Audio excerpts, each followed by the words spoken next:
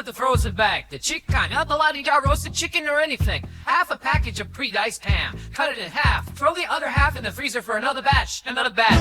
Plutonic? No, chipper. It comes in a bag in the freezer, not the refrigerator. Plutonic? No, Bill Ray's cool. Just a black bag filled with pretty invading Italian and forgetting it like the tortellini if you stick with cheese. Cute ham, not too thin. California is so about complicated ingredients and everything. Every menu item's like a paragraph long.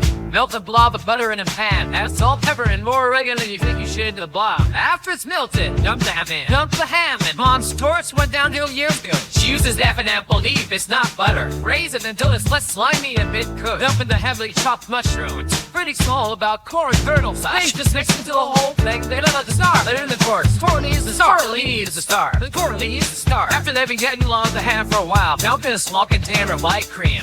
Get whiskey and heat whiskey until the water boils off. Add the parms and cheese.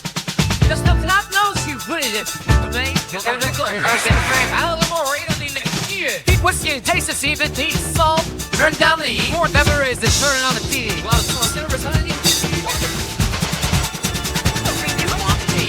They got a handful from your freezer box. Surprise a piece of some covering ground. There'll be plenty of frozen by the time you eat them. They got a test for leaf. Dump it in the sauce and taste. Little nutmeg to the sauce. After you went with tiny amount. Drain the tortellini and dump it into the pan of sauce. One last blast of heat while coating and stirring. Dump nutmeg is the addition that makes the taste more classic. Start with a bitch who's good to see how it affects the taste. High heat for cooking the ham. Low heat with 3 minutes to say yes.